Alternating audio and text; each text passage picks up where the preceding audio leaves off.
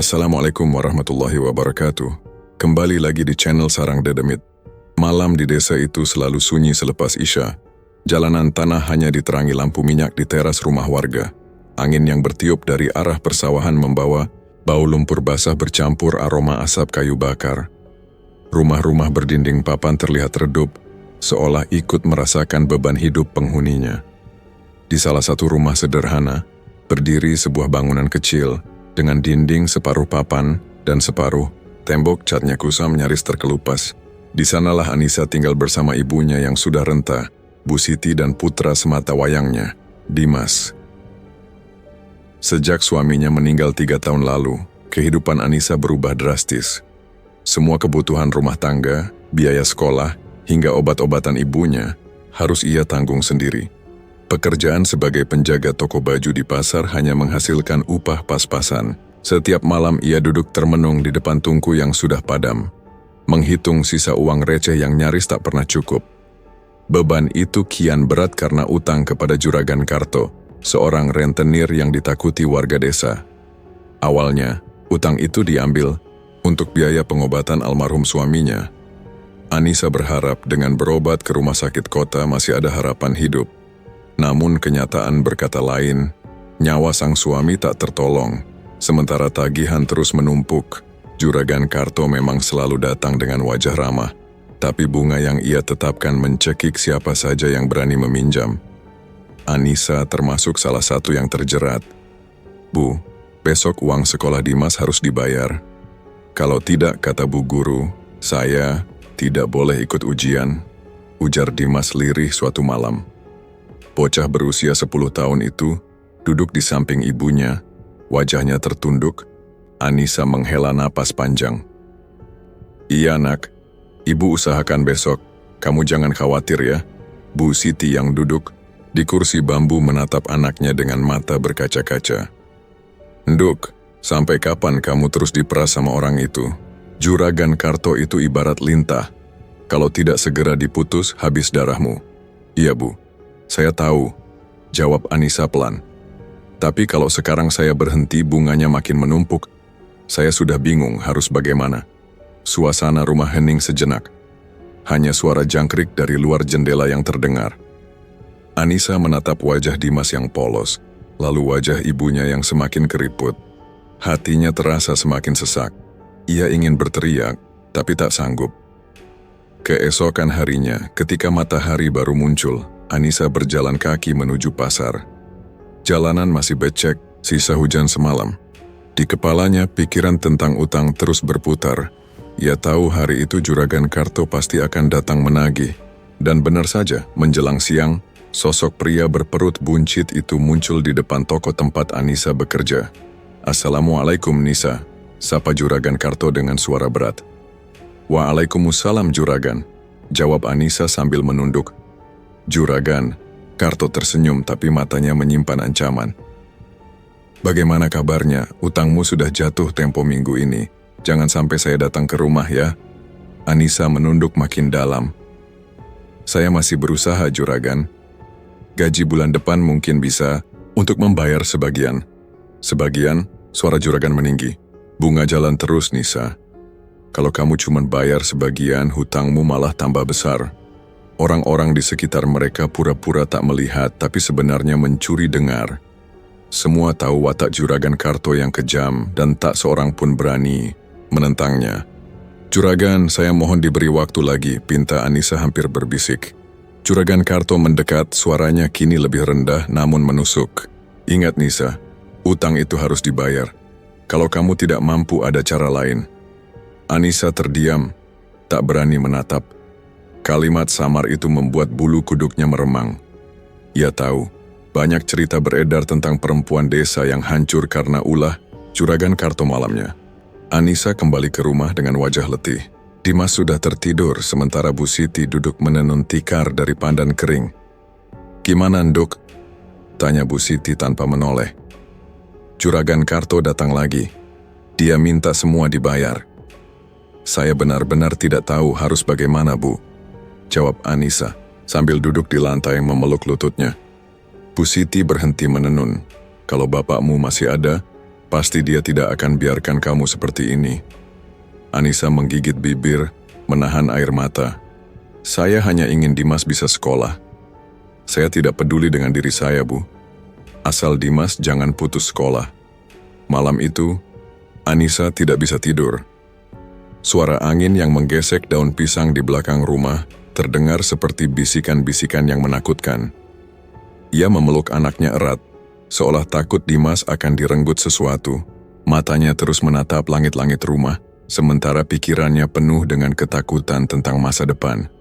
Hari-hari berikutnya berjalan berat.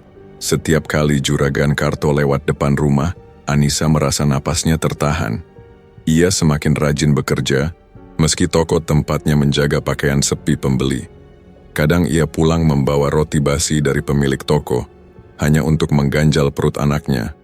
Suatu sore, ketika Anissa menimba air di sumur, seorang tetangga mendekat. "Nisa, kamu kuat sekali. Aku sering lihat kamu pulang malam wajahmu pucat. Jangan sampai sakit," ucapnya pelan. Anissa hanya tersenyum tipis. "Saya harus kuat. Kalau saya jatuh, siapa lagi yang bisa jaga anak saya?" Tetangga itu mengangguk, tapi pandangannya penuh iba. Setelah ia pergi, Anissa menatap bayangan dirinya di air sumur. Wajah pucat, mata sayu, dan tubuh yang makin kurus. Ia hampir tidak mengenali dirinya sendiri. Sementara itu Bu Siti semakin sering sakit. Batuknya tak kunjung sembuh, badannya semakin lemah. Obat dari puskesmas hanya menolong sebentar. Anissa kembali teringat utang yang membelitnya. Semua jalan terasa buntu. Malam menjelang, hujan turun deras. Atap rumah bocor di beberapa tempat, meneteskan air yang membuat lantai licin. Anissa duduk di dekat ibunya, memegang tangan Bu Siti yang hangat. "Bu, saya takut. Utang itu makin menekan. Juragan Karto tidak mau tahu alasan saya," lirih Anissa. Bu Siti menatap anaknya, lalu berbisik, "Nduk, jangan jual dirimu. Jangan sampai terjerat lebih dalam. Ingat Dimas." Anissa mengangguk, meski hatinya tidak yakin bisa menuruti nasihat itu. Di luar, suara petir menyambar, menyusul suara anjing yang menggonggong panjang. Gonggongan anjing yang panjang membuat bulu kuduknya meremang, seolah ada sesuatu yang ikut mengintai dari kegelapan. Hujan deras meninggalkan aroma tanah basah yang menembus celah dinding rumah. Anissa duduk bersandar di samping ibunya, matanya lelah tapi tak mampu terpejam. Perasaan gelisah bercampur dengan cemas tentang utang dan kebutuhan hidup. Ia menggenggam tangan Bu Siti erat, seakan mencari kekuatan di tengah badai yang terus menghantam hidupnya. Pagi datang dengan langit kelabu. Hujan semalam menyisakan genangan di halaman, membuat kaki Anissa basah saat keluar untuk menimba air. Tubuhnya letih, tapi ia tetap menyiapkan sarapan sederhana dari sisa beras yang tinggal segenggam. Dimas duduk di lantai menyendok nasi dengan lahap, meski hanya ditemani sayur bening tanpa lauk. "Ibu, hari ini saya tidak bawa bekal, tidak apa-apa kan?" tanya Dimas polos. Anissa mengusap kepala anaknya. "Tidak apa-apa nak, kamu makan di rumah saja sampai kenyang. Kalau lapar di sekolah tahan sebentar, nanti ibu cari cara." Bu Siti yang duduk di kursi bambu menghela napas panjang. "Duk, kalau begini terus, badanmu bisa jatuh sakit. Kamu kerja siang malam, tapi hasilnya tidak pernah cukup." Anissa menunduk. "Saya hanya bisa bertahan, Bu. Tidak ada pilihan lain." Hari itu Anissa tetap pergi ke toko baju di pasar meski hujan masih gerimis. Namun suasana toko berbeda dari biasanya. Pemilik toko, seorang pria paruh baya, duduk termenung dengan wajah muram. Anissa merasa ada sesuatu yang tidak beres. "Pak, ada apa? Dari tadi Bapak diam saja," tanya Anissa hati-hati. Pemilik toko menatapnya lalu berkata lirih, "Nisa, mulai besok toko ini tutup. Penjualan makin sepi, saya tidak sanggup lagi bayar sewa. Saya minta maaf, berarti kamu juga tidak bisa bekerja di sini lagi." Perasaan Anissa seketika runtuh. Ia berdiri kaku, jantungnya berdetak cepat. "Tutup, Pak, jadi saya tidak bekerja lagi?" "Betul, saya tidak punya pilihan lain. Kamu perempuan baik, saya sebenarnya berat melepasmu." Tapi saya tidak bisa berbuat apa-apa. Air mata Anissa hampir tumpah. Ia mencoba menahan tapi suara lirihnya bergetar. Kalau begitu bagaimana dengan saya, Pak? Saya masih harus membayar utang. Masih ada ibu dan anak yang harus saya tanggung. Pemilik toko menepuk bahunya. Saya benar-benar minta maaf, Nisa. Saya hanya bisa memberi uang sisa gaji bulan ini. Anissa menerima amplop kecil itu dengan tangan gemetar. Ia tahu isinya tidak cukup untuk bertahan lama. Begitu keluar dari toko, hujan kembali turun, seolah menertawakan kesialannya. Ia berjalan pulang dengan langkah berat. Pikirannya penuh dengan rasa takut tentang hari esok. Di rumah, Bu Siti langsung menyadari perubahan wajah anaknya. "Kenapa, Nduk?" "Toko tutup, Bu. Saya tidak kerja lagi." Bu Siti terdiam lama. Matanya berkaca-kaca tapi ia mencoba tegar. "Sabar, Nduk. Tuhan pasti kasih jalan." Anissa memeluk ibunya sambil menangis. Malam itu, ia hanya bisa menatap wajah Dimas yang terlelap di dipan bambu sambil berpikir keras bagaimana cara bertahan. Beberapa hari kemudian, ketika kabar tentang toko yang tutup menyebar, Juragan Karto datang. Ia muncul di depan rumah Anissa dengan payung hitam besar. Senyumnya ramah tapi bagi Anissa senyum itu membawa beban berat. "Assalamualaikum," sapa Juragan Karto dengan suara lantang.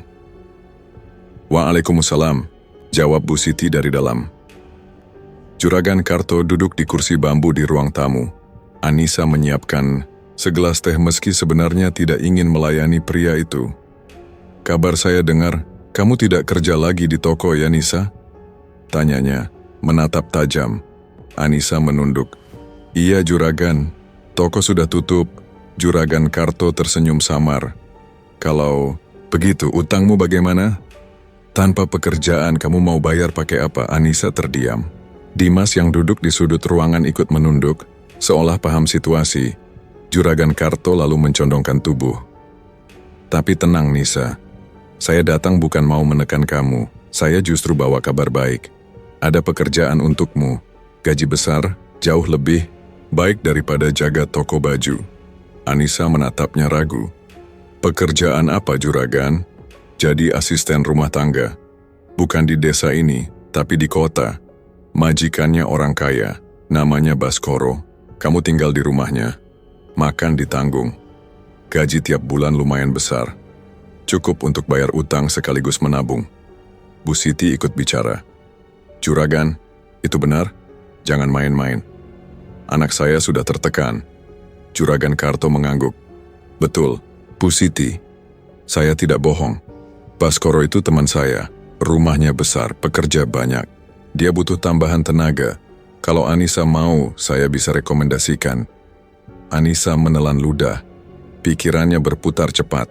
Tawaran itu terdengar seperti jalan keluar, tapi hatinya masih diliputi rasa was-was.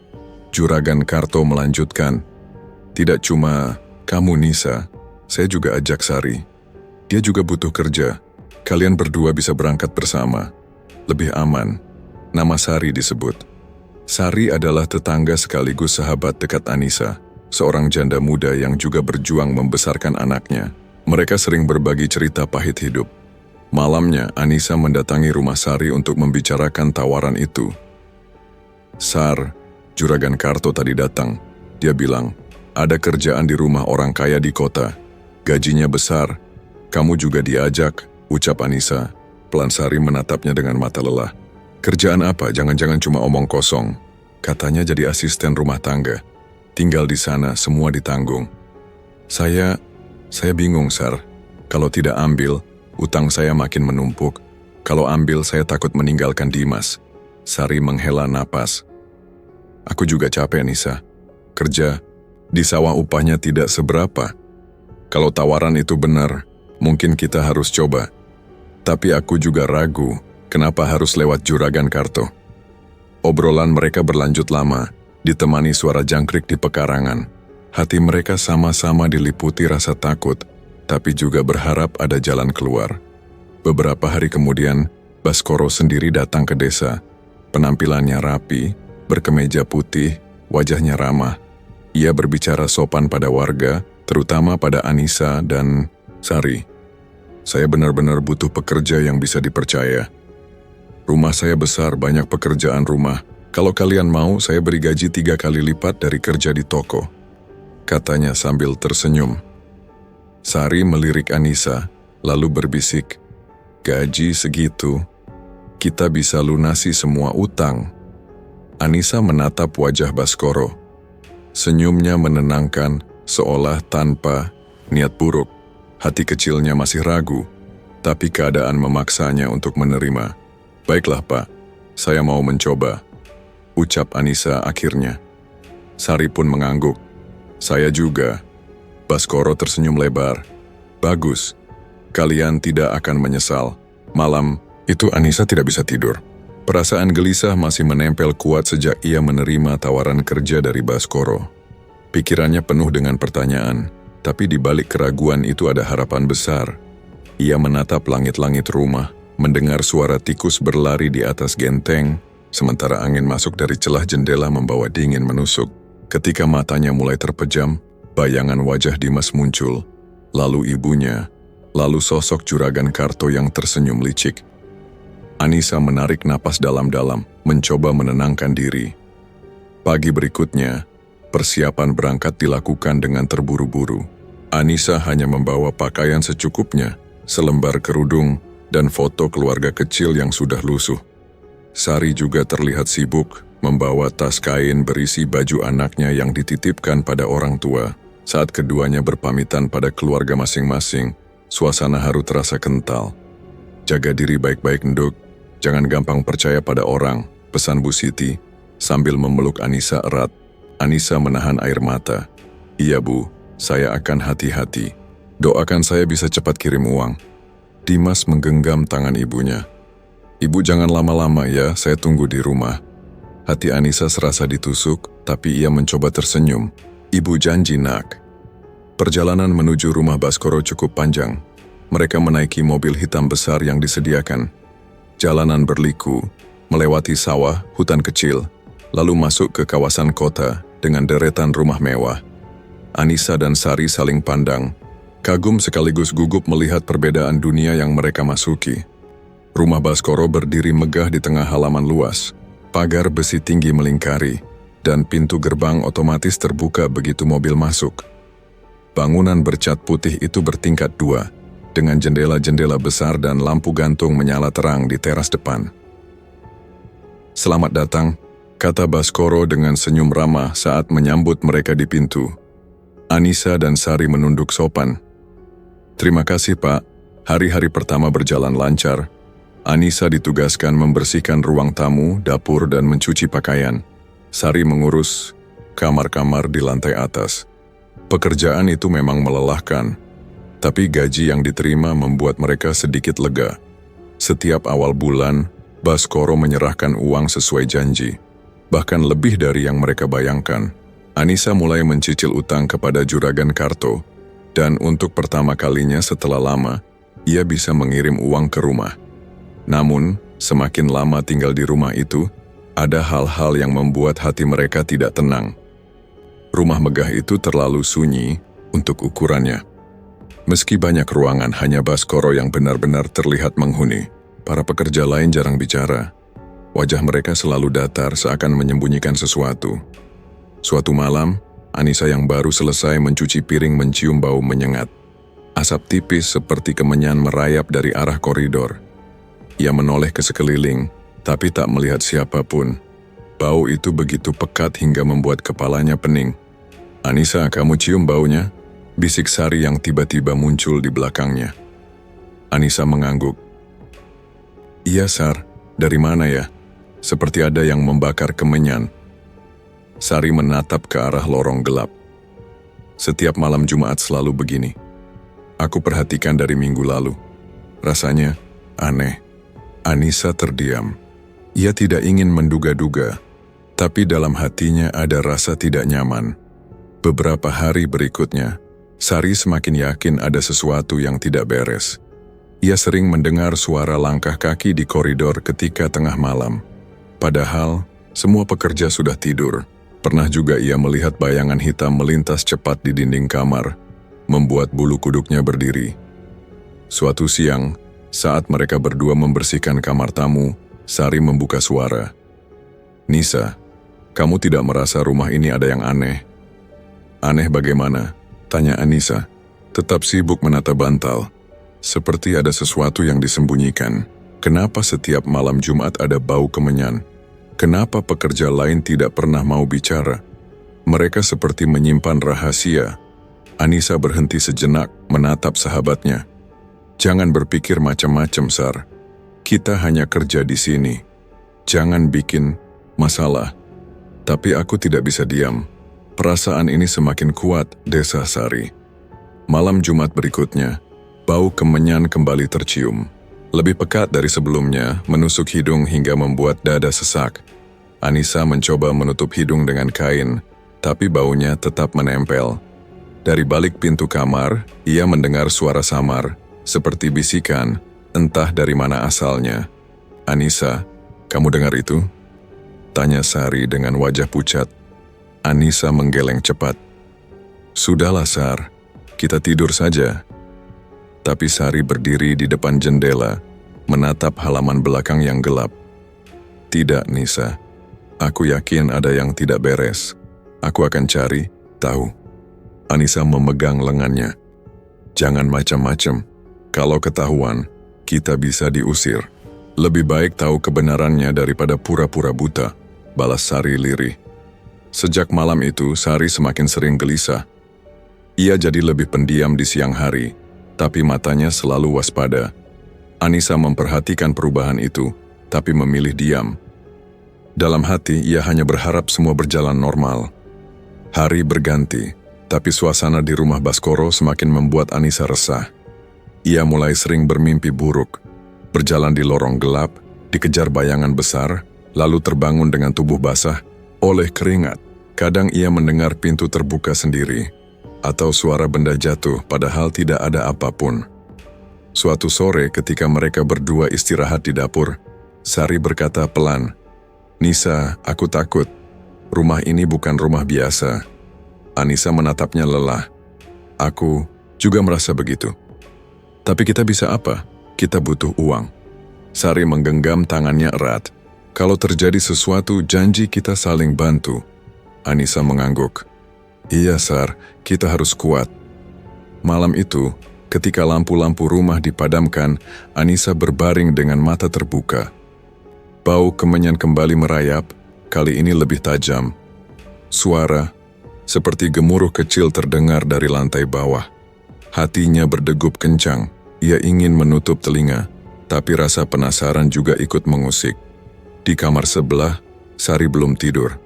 Anissa mendengar langkah sahabatnya mondar-mandir, lalu hening. Anissa menutup mata mencoba menenangkan diri. Namun bau kemenyan yang pekat tetap menusuk hidungnya, membuat dada terasa sesak. Tubuhnya gemetar meski sudah berselimut tebal.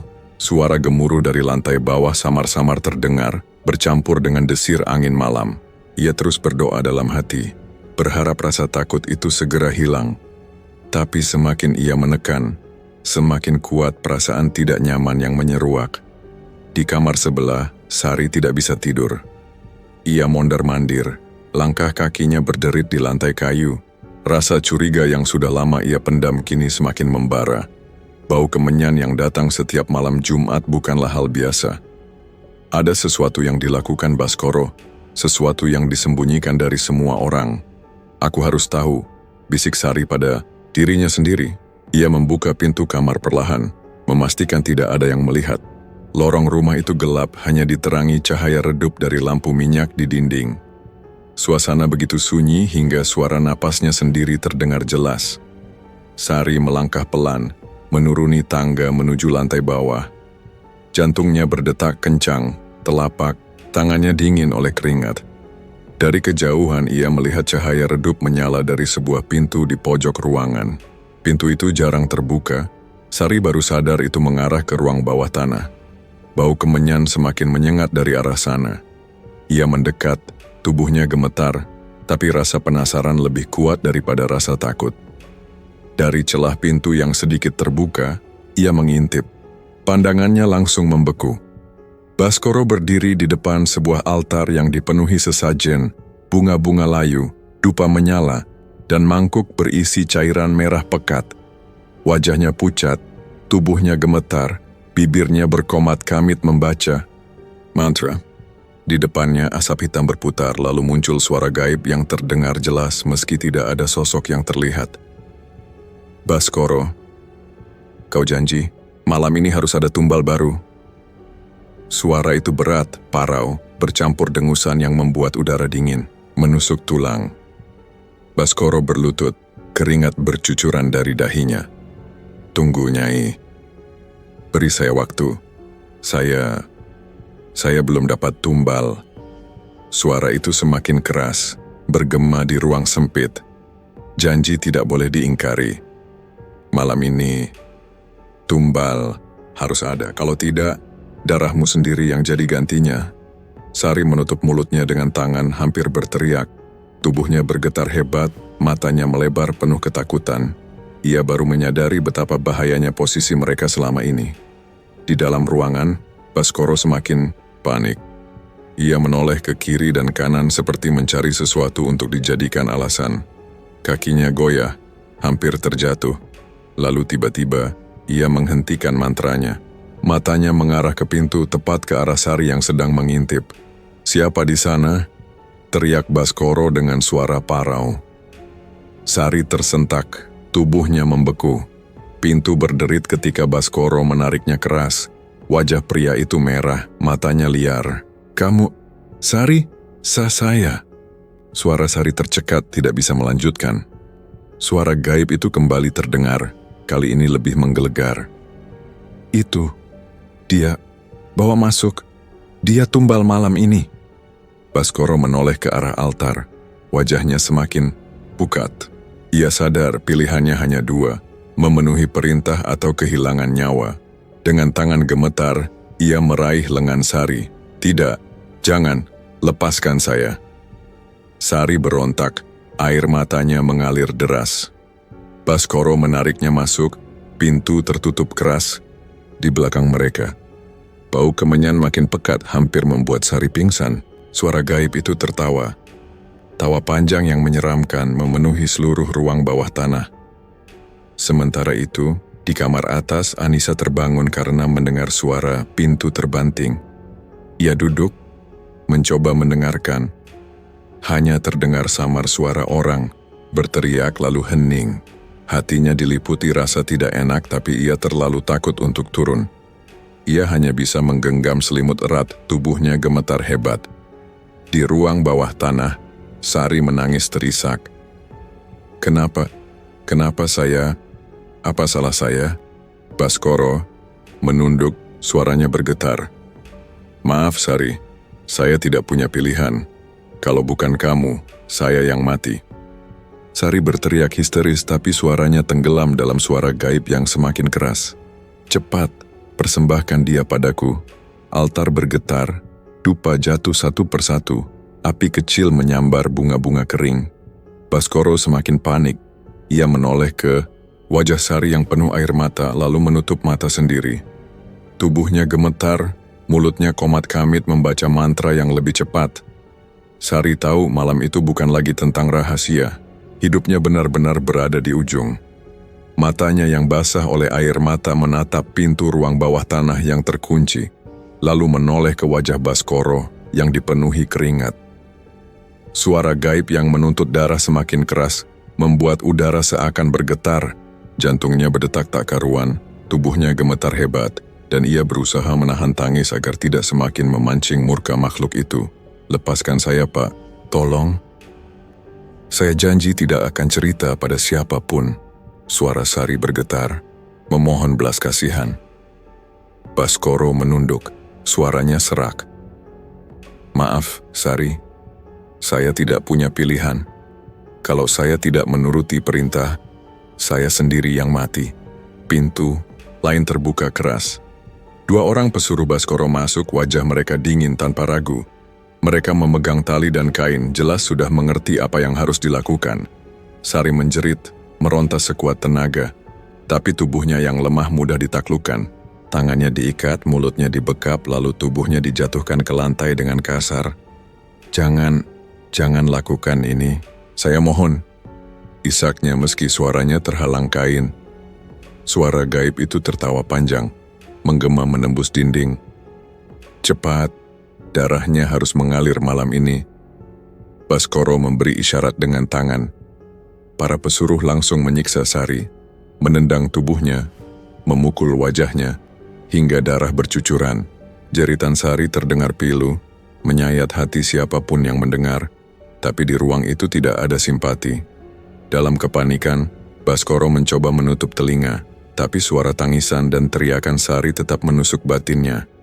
Ia menoleh ke altar, berusaha meyakinkan dirinya bahwa semua ini demi kelangsungan hidupnya sendiri. Sudah, cepat, lakukan sampai selesai, desisnya dengan wajah pucat. Para pesuruh semakin kejam. Mereka memperkosa Sari yang sudah hampir tak berdaya.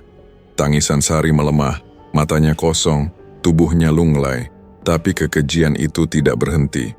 Bau kemenyan bercampur dengan bau darah segar, menciptakan aroma yang membuat udara di ruang bawah tanah semakin mencekik. Setelah puas dengan kebiadaban mereka, Baskoro mengambil sebilah pisau dari altar, tangannya gemetar, tapi suara gaib kembali mendesaknya. Tusuk, cepat, waktunya hampir habis. Sari menatap Baskoro dengan mata terakhir yang masih menyimpan harapan. Pak, saya mohon, ingat anak saya, jangan lakukan ini. Baskoro memejamkan mata lalu menusukkan pisau itu tepat ke dada Sari. Suara jeritannya terputus. Darah mengucur deras membasahi lantai dan mengalir ke mangkuk persembahan.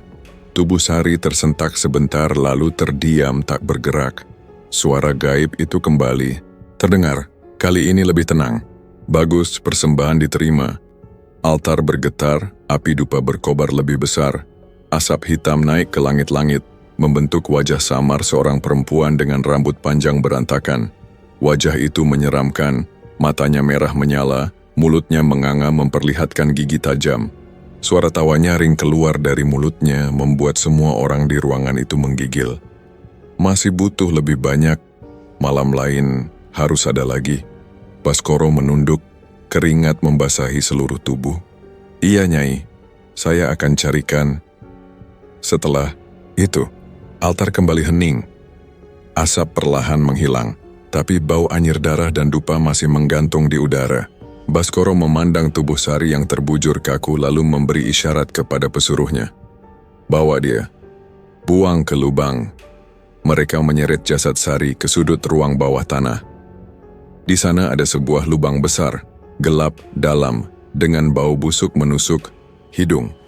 Ketika tubuh Sari dijatuhkan, suara benturan terdengar, disusul suara benda lain, tulang, mungkin juga jasad-jasad lama, yang berserakan di dasar lubang. Anissa yang berada di lantai atas tidak tahu apa yang sebenarnya terjadi, tapi hatinya gelisah. Ia terbangun berkali-kali, mendengar suara samar seperti tangisan, lalu hening kembali. Tubuhnya gemetar tanpa sebab, dan ia memeluk selimut erat. Dalam batinnya, rasa tidak tenang semakin besar, seakan ada sesuatu yang hilang malam itu. Di ruang bawah tanah, Baskoro masih berdiri mematung di depan altar. Matanya merah, wajahnya lelah. Selesai sudah, tapi Nyai tidak pernah puas. Salah satu pesuruh mendekat. Kalau begitu, siapa selanjutnya, Pak? Baskoro terdiam lama, lalu menoleh ke arah tangga. Dalam pikirannya, hanya ada satu nama. Anissa, jawabnya lirih. Pesuruh itu mengangguk, seolah perintah itu sudah jelas. Tidak ada yang berani menolak. Baskoro menutup mata, mencoba mengusir bayangan wajah Anissa yang polos. Tapi suara gaib kembali, berbisik di telinganya penuh ancaman. Kalau kau tidak segera beri tumbal baru, darahmu sendiri yang akan kuambil. Malam semakin larut. Bau kemenyan perlahan menghilang, berganti dengan aroma anyir yang menempel di setiap sudut. Pesuruh pergi meninggalkan ruang bawah tanah, sementara Baskoro duduk sendiri di depan altar, memeluk kepalanya, seakan ingin menghentikan bisikan yang terus memaksa. Di atas, Anissa terlelap dengan gelisah. Tidurnya tidak pernah tenang sejak malam itu. Mimpi-mimpi aneh selalu datang, membuatnya terbangun berkali-kali dengan keringat dingin. Bayangan wajah Sari yang pucat dan mata yang penuh ketakutan sering muncul, seperti menuntut sesuatu. Anissa tidak tahu apakah itu hanya bunga tidur atau tanda lain yang tidak bisa ia mengerti. Pagi harinya, Baskoro mendatanginya dengan wajah datar. Di tangannya ada selembar kertas. "Nisa," ucapnya singkat, menyerahkan kertas itu. Anissa menerima dengan ragu. Saat membacanya, matanya terbelalak. Tulisan tangan itu menyerupai tulisan Sari, berisi kalimat singkat yang membuat hatinya langsung hancur. "Nisa, aku tidak sanggup tinggal di rumah ini lagi. Aku kabur bersama seorang pria. Jangan cari aku. Jaga dirimu baik-baik." Tangannya bergetar. Ini dari Sari?" Baskoro mengangguk. "Iya, semalam dia pergi diam-diam. Saya baru tahu pagi ini. Dia tinggalkan surat itu." Anissa memandang kertas itu lama. Air matanya jatuh, tak bisa ditahan. "Kenapa, Sar? Kenapa kamu pergi begitu saja?" Baskoro pura-pura menarik napas panjang. "Orang memang bisa berubah, Nisa. Kita tidak bisa selalu memahami keputusan mereka." Hari itu Anissa bekerja dengan hati berat. Setiap sudut rumah mengingatkannya pada Sari. Biasanya mereka selalu bersama saat mencuci piring, menyapu, atau sekadar berbincang sebelum tidur. Kini rumah terasa lebih sunyi, kosong, meski suara pekerja lain tetap ada. Malamnya Anissa duduk sendirian di kamar. Ia menatap kertas itu berulang kali. Tulisan itu mirip, tapi ada sesuatu yang terasa janggal. Garis hurufnya kaku, seakan ditulis terburu-buru, namun pikirannya tidak mampu berpikir jernih. Ia terlalu larut dalam kesedihan. "Kenapa kamu tidak pamit, Sar? Bukankah kita janji saling jaga?" Bisiknya lirih. Malam semakin larut. Angin bertiup kencang, jendela berderit. Anissa akhirnya tertidur dengan mata sembab. Namun dalam tidurnya, mimpi buruk datang. Ia melihat Sari berjalan ke arahnya. Wajahnya pucat, pakaiannya penuh darah. Bibirnya gemetar, suaranya lirih. "Tolong aku, Nisa." Anissa terbangun dengan teriakan tertahan. Dadanya naik turun cepat, napasnya memburu. Ia memegang wajahnya sendiri, memastikan itu hanya mimpi. Tapi rasa takutnya nyata.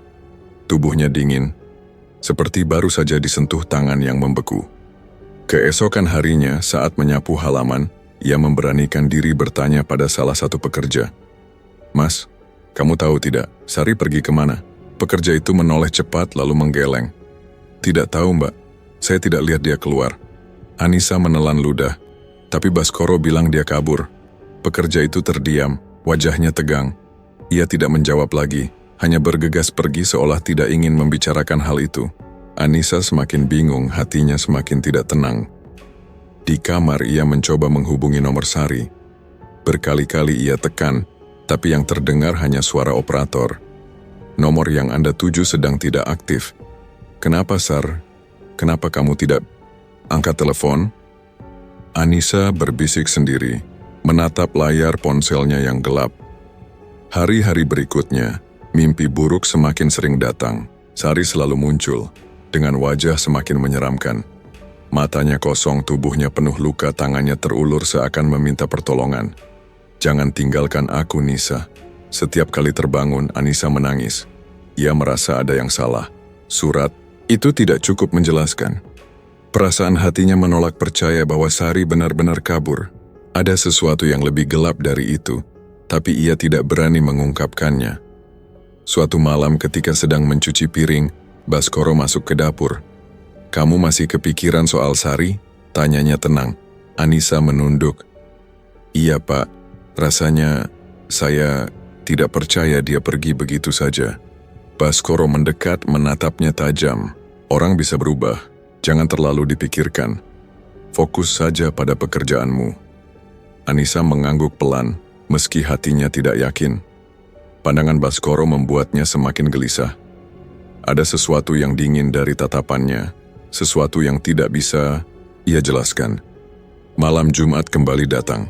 Bau kemenyan yang pekat merayap ke kamar Anissa. Ia menutup hidung dengan kain, tapi baunya tetap menempel. Dalam tidurnya mimpi buruk datang lagi. Kali ini lebih jelas. Sari muncul, Wajahnya lebih rusak, darah mengalir dari mulutnya. "Nisa, jangan percaya mereka. Aku dibunuh." Anissa terbangun dengan teriakan. Air matanya mengalir deras, tubuhnya gemetar. Ia duduk memeluk lutut, berusaha menenangkan diri. Jantungnya berdegup keras, keringat dingin membasahi wajahnya. Di luar kamar, lorong rumah sunyi. Hanya suara angin dan derit kayu. Namun Anissa merasa ada yang mengawasi. Ia menatap pintu dengan was-was, lalu menunduk lagi, berdoa lirih. Hari berganti, tapi kegelisahan tidak hilang. Anissa mulai jarang bicara, wajahnya pucat, matanya sayu. Pekerja lain memperhatikan, tapi tidak ada yang berani bertanya. Ia hidup dalam diam, hanya ditemani bayangan Sari di mimpinya. Malam itu ia kembali mencoba menelepon Sari, meski tahu hasilnya akan sama. Telepon itu sudah tidak aktif. Ia menatap layar ponsel lama, lalu menekankan ponsel ke dada. "Kalau kamu masih hidup, Sar, tolong hubungi aku. Jangan biarkan aku sendiri," bisiknya lirih. Namun jawabannya hanyalah keheningan. Angin malam berhembus masuk lewat celah jendela, membawa aroma lembab yang membuat bulu kuduk meremang. Ia menggigil, memeluk tubuhnya sendiri sambil memejamkan mata. Di dalam kepalanya, mimpi buruk tentang Sari terus datang silih berganti. Wajah sahabatnya yang pucat, darah di sekujur tubuhnya, dan suara lirih yang terus memanggil namanya, membuat Anissa tidak bisa tidur tenang. Pagi datang dengan cahaya yang redup. Langit tampak mendung, seperti ikut menyimpan rahasia yang berat. Anissa bangun dengan mata bengkak karena terlalu banyak menangis malam sebelumnya. Saat ia turun ke dapur, Baskoro sudah menunggunya dengan wajah ramah yang terasa dipaksakan. "Nisa, kamu kelihatan lelah sekali. Mungkin kamu butuh istirahat lebih," ucapnya sambil menuang teh ke dalam gelas. Anissa menunduk sopan. "Iya, Pak. Beberapa hari ini saya memang susah tidur." Baskoro tersenyum samar. "Kalau begitu minumlah teh. Ini, biar tubuhmu segar kembali." Anissa ragu sejenak tapi akhirnya menerima gelas itu. Uap hangat naik dari cairan kecoklatan yang tampak biasa saja. Ia menyesap perlahan, tidak menyadari ada sesuatu yang tersembunyi di dalamnya. Tak butuh waktu, lama kepalanya mulai terasa berat. Pandangannya berkunang-kunang, tubuhnya melemah. Gelas hampir terlepas dari tangannya, tapi Baskoro sigap menampung. "Kamu baik-baik saja, Nisa?" tanyanya dengan nada berpura-pura khawatir. "Aku pusing. Tubuhku." Anissa terhuyung, matanya perlahan terpejam. Baskoro memberi isyarat dan dua pesuruh segera masuk. Mereka mengangkat tubuh Anissa yang sudah tak sadarkan diri, membawanya menuruni tangga menuju ruang bawah tanah. Di sana, Juragan Karto sudah menunggu dengan wajah dingin. "Akhirnya, malam ini waktunya," katanya datar. Anissa diletakkan di lantai, tubuhnya diikat dengan tali kasar. Bau kemenyan kembali memenuhi ruangan, bercampur dengan aroma busuk dari lubang tempat jasad-jasad korban lain dilemparkan. Dupa menyala di atas altar, asapnya melingkar ke udara, seakan menyambut korban baru. Ketika obat bius mulai melemah, Anissa perlahan sadar. Pandangannya kabur, tubuhnya lemah, tapi ia bisa merasakan tali yang menjerat pergelangan tangannya. Ia mencoba bergerak, tapi semakin meronta, semakin perih kulitnya tergores, "Pak. Kenapa? Ini apa?" Suaranya lirih, penuh ketakutan. Baskoro berdiri di depannya, wajahnya gelap. "Maafkan aku, Nisa. Aku tidak punya pilihan lain. Hidupku bergantung pada ini." Anissa menangis, air matanya jatuh deras. "Saya percaya sama Bapak. Kenapa Bapak lakukan ini?" Juragan Karto mendekat, menatapnya dengan sinis. "Kamu pikir orang miskin seperti kamu bisa bebas dari hutang begitu saja? Semua ada harganya, Nisa." Tangisan Anissa pecah. Ia menoleh ke sekeliling, berharap ada yang menolong, tapi hanya ada wajah-wajah dingin yang memandangnya tanpa belas kasihan. Para pesuruh mulai menyiksanya. Tendangan dan pukulan mendarat ke tubuhnya yang lemah. Jeritannya menggema di ruang bawah tanah, bercampur dengan suara kayu berderit dan bisikan gaib yang semakin keras. "Berhenti. Tolong. Saya mohon." Anissa merintih di antara tangisan. Namun tidak ada yang berhenti. Kekejian itu terus berlanjut. Tubuhnya diperlakukan dengan hina, martabatnya direnggut oleh orang-orang yang ia percaya memberi pekerjaan. Sakitnya bukan hanya di tubuh tapi juga di hatinya yang hancur. Ketika tubuh Anissa hampir tak berdaya, Baskoro maju membawa sebilah pisau. Tangannya gemetar, wajahnya pucat, tapi suara gaib dari altar kembali menggema. Cepat! Darahnya. Malam. Ini harus mengalir. Anissa menatapnya dengan mata penuh air mata. Pak, ingat Dimas. Dia butuh saya. Jangan bunuh saya. Baskoro terdiam sejenak, tapi Juragan Karto menepuk bahunya keras. Jangan ragu. Kalau kau tidak lakukan, nyawamu. Yang jadi gantinya, dengan tangan gemetar Baskoro menusukkan pisau ke dada Anissa. Jeritan terakhirnya pecah menggema di seluruh ruang bawah tanah. Darahnya mengucur deras, membasahi lantai dan altar. Tubuhnya tersentak sebentar, lalu terkulai lemas. Suara gaib itu tertawa panjang, nyaring, membuat semua orang di ruangan itu menggigil. Bagus persembahan diterima, tapi ingat, aku akan terus meminta. Asap hitam keluar dari altar, membentuk bayangan samar sosok perempuan berambut panjang dengan mata merah menyala. Wajah itu mendekat, lalu lenyap ke dalam kegelapan. Baskoro terengah, tangannya berlumur darah. Juragan Karto tersenyum puas. Selesai sudah, buang tubuhnya. Para pesuruh menyeret jasad Anissa ke lubang di sudut ruangan. Tubuhnya dijatuhkan begitu saja, bergabung dengan jasad-jasad lain yang membusuk di bawah sana. Bau busuk semakin menyengat, membuat udara di ruang bawah tanah penuh dengan rasa mual. Di atas rumah Baskoro tetap sunyi. Tidak ada yang tahu bahwa seorang perempuan baru saja meregang nyawa dengan cara paling tragis. Sementara itu jauh di desa, Bu Siti terbangun tiba-tiba. Dadanya sesak, matanya panas oleh air mata yang keluar tanpa sebab. Dimas juga gelisah dalam tidurnya menyebut nama ibunya berulang kali. Bu, ibu jangan pergi. Gumamnya dalam tidur. Bu Siti memeluk cucunya erat, air matanya jatuh. Neduk, apa yang terjadi padamu?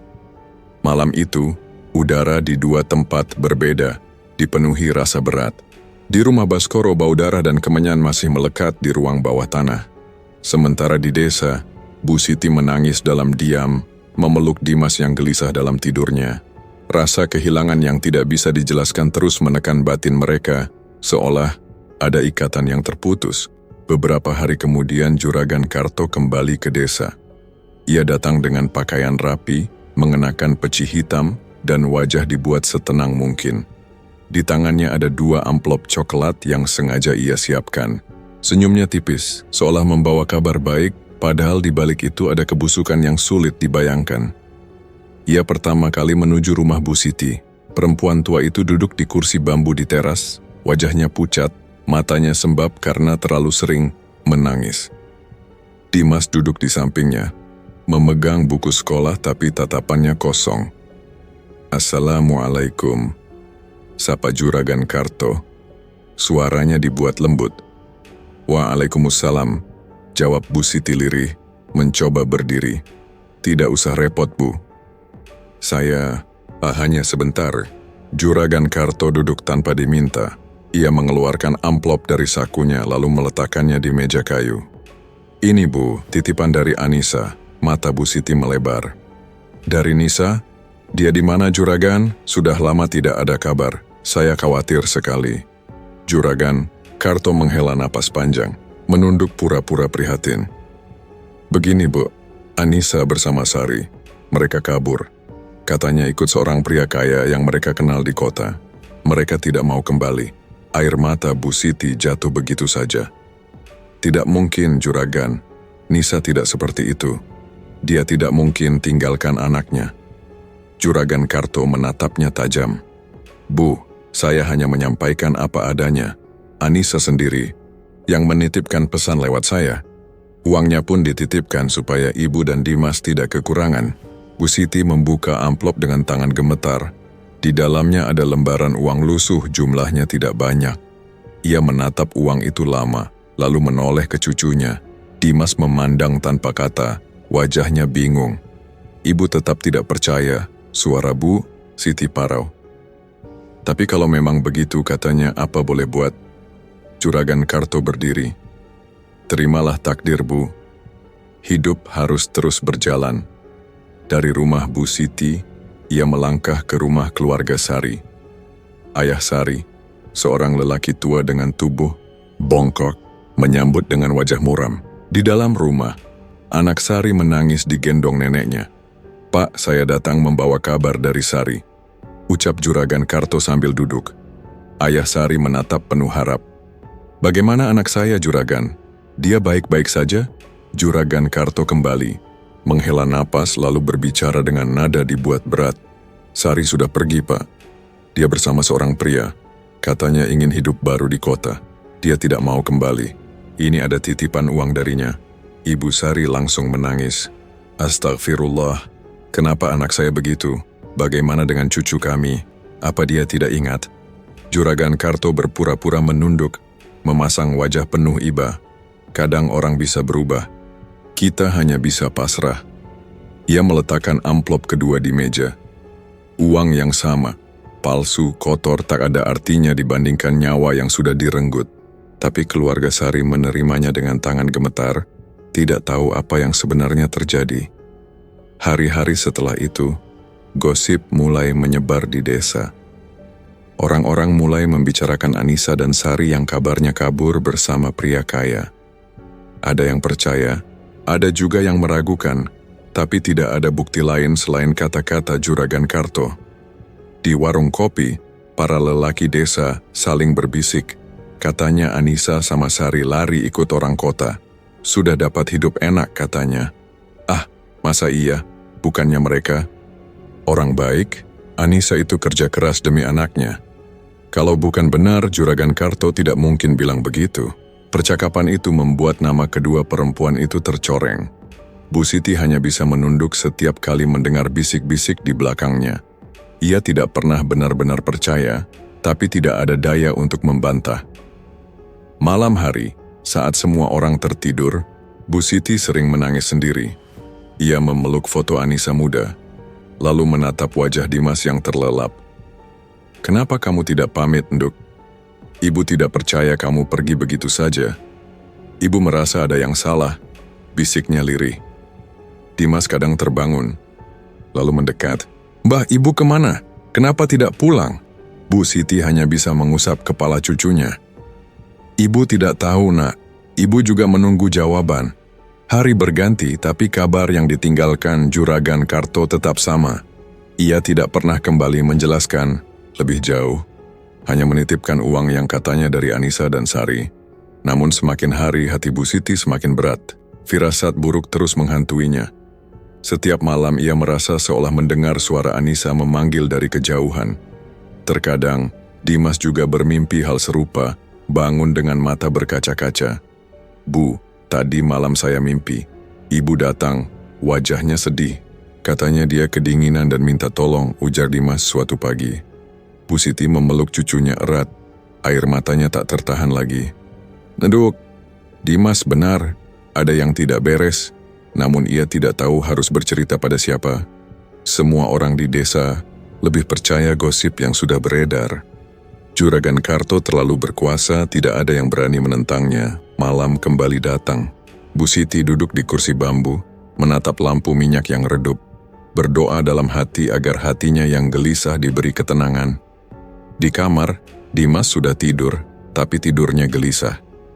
Ia sering mengigau, menyebut nama ibunya berulang kali. Bu Siti memejamkan mata, berusaha percaya pada cerita yang dibawa Juragan Karto, tapi firasatnya tetap menolak. Ada sesuatu yang tidak selesai. Waktu berjalan, hari berganti minggu. Sudah 2 bulan sejak kabar Anissa dan Sari dinyatakan kabur. Orang-orang di desa sudah mulai melupakan, hanya sesekali membicarakan mereka di warung. Tapi bagi keluarga, luka itu tetap menganga. Suatu malam Dimas bermimpi. Ia melihat ibunya berdiri di tengah kabut, wajahnya pucat, matanya penuh kesedihan. Pakaian yang dikenakan compang-camping, bercak darah menempel di seluruh tubuhnya. "Dimas," suara itu lirih, tapi jelas. "Ibu tidak pergi. Jangan percaya kata Juragan Karto. Ibu dibunuh. Tolong temukan jasad ibu. Dimas gemetar dalam mimpinya. Ibu, di mana ibu? Saya rindu. Arwah itu menatapnya dalam-dalam. Ibu ada di bawah tanah, terkurung bersama mereka yang lain. Jangan diam, katakan pada nenek. Jangan biarkan kebohongan ini terus hidup. Anak itu terbangun. Dengan teriakan keringat dingin membasahi tubuhnya. Bu Siti segera menghampiri, memeluknya erat. Ada apa nak? Mimpi buruk lagi? Dimas menangis. Mbah, saya lihat ibu. Ibu bilang dia tidak kabur. Ibu bilang Juragan Karto bohong. Ibu dibunuh. Bu Siti tertegun, tubuhnya kaku. Ia menatap wajah cucunya yang penuh air mata, lalu mengusap kepalanya dengan gemetar. Kamu yakin itu suara ibumu? Dimas mengangguk kuat. Iya mbah, ibu minta jasadnya ditemukan. Ibu minta tolong. Bu Siti tidak bisa berkata apa-apa. Air matanya jatuh begitu saja. Hatinya yang selama ini diselimuti firasat buruk kini mendapat kepingan jawaban, meski hanya lewat mimpi. Beberapa hari kemudian, kabar serupa datang dari rumah keluarga Sari. Anak Sari yang masih kecil juga bermimpi melihat ibunya. Dalam mimpi itu Sari menangis, tubuhnya penuh luka, meminta agar keluarganya tidak percaya pada kebohongan Juragan Karto. Ayah Sari bercerita pada istrinya dengan wajah tegang. Aku rasa mimpi ini bukan kebetulan. Anak kita benar-benar ingin menyampaikan sesuatu. Ibu Sari terisak. Tapi kita bisa apa?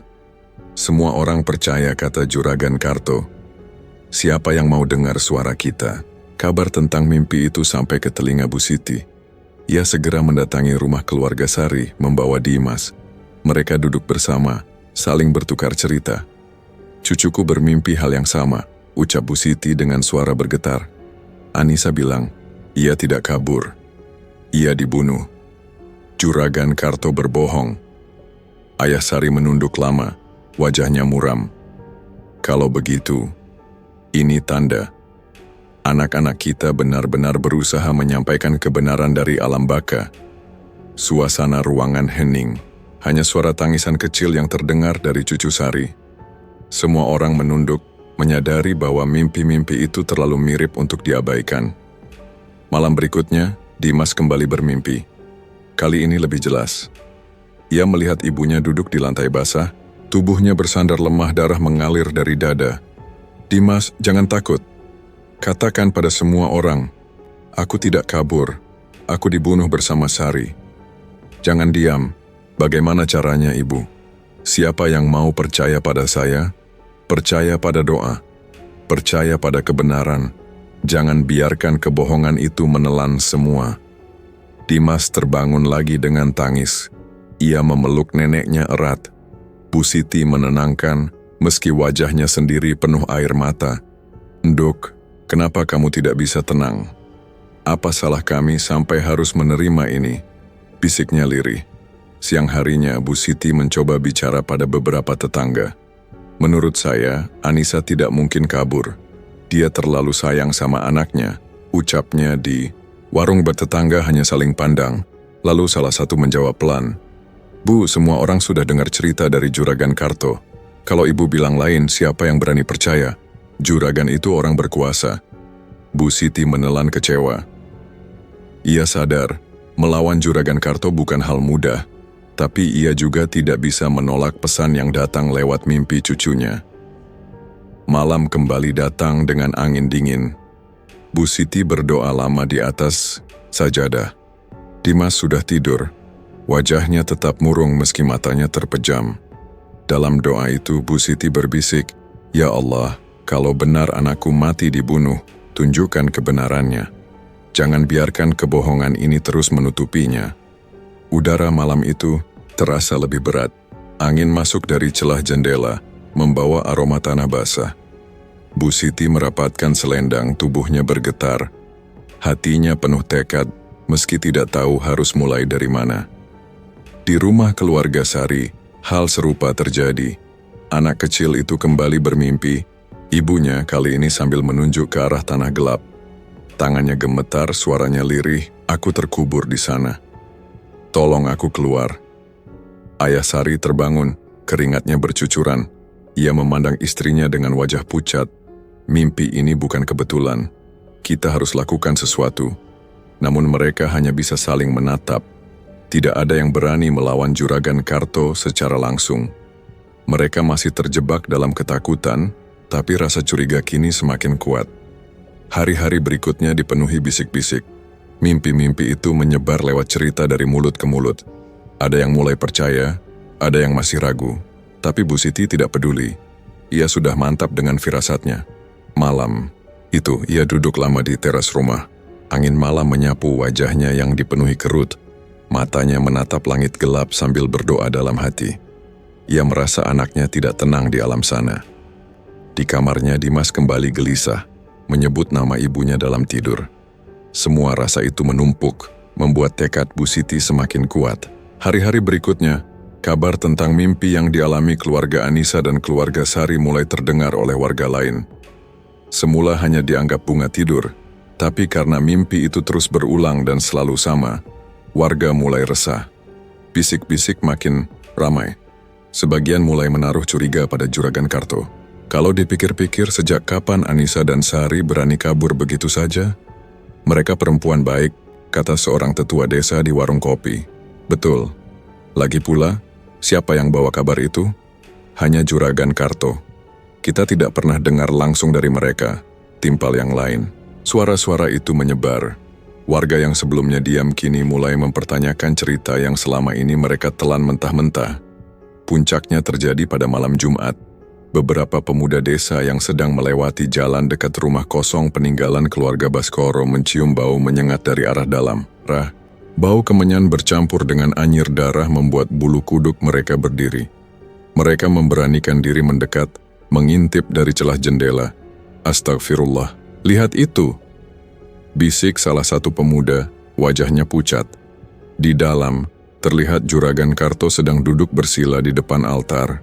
Lilin-lilin menyala, asap dupa mengepul pekat. Tangannya memegang sebilah pisau, mulutnya berkomat-kamit membaca mantra. Pemuda itu berlari ke rumah kepala dusun, memberitahu apa yang ia lihat. Tidak lama, beberapa warga berkumpul membawa lampu dan kayu sebagai penerangan. Mereka beramai-ramai mendatangi rumah itu. Juragan Karto tidak sadar dirinya sedang diawasi. Ia terlalu larut dalam ritualnya. Namun saat pintu didobrak, ia tersentak kaget. "Juragan, apa yang kau lakukan di sini?" teriak kepala dusun dengan suara menggelegar. Juragan Karto terdiam. Wajahnya pucat, keringat dingin bercucuran. Pisau di tangannya jatuh, mengenai lantai. Warga menyerbu masuk, sebagian menutup hidung karena bau anyir yang menusuk. Mata mereka tertuju pada altar dengan sesajen, darah kering, dan kain-kain penuh noda. Semua bukti ada di depan mata. "Ini pesugihan," ujar salah seorang warga dengan suara bergetar. Juragan Karto mencoba berdalih. Tidak seperti yang kalian lihat. Saya hanya..." "Diam," potong kepala dusun. "Kami sudah cukup lama mencurigaimu, dan sekarang bukti ada di depan mata." Di tengah kekacauan itu, keluarga Sari datang. Ayah Sari berdiri di depan warga, suaranya parau tapi tegas. "Saya dan keluarga bermimpi Sari meminta tolong. Dia bilang dibunuh. Malam ini bukan kebetulan. Kebenaran sendiri yang membimbing kami ke sini." Bu Siti ikut maju, menggenggam tangan Dimas yang gemetar. "Anak saya juga datang lewat mimpi. Dia minta jasadnya ditemukan.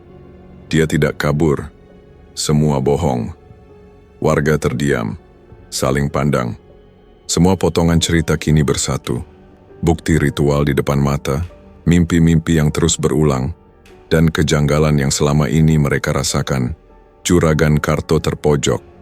Wajahnya semakin pucat. Itu tidak benar. Jangan percaya mimpi. Itu hanya kebetulan." Tetua desa mendekat menatapnya tajam. "Kalau begitu, jelaskan kenapa semua tanda ini ada di rumahmu.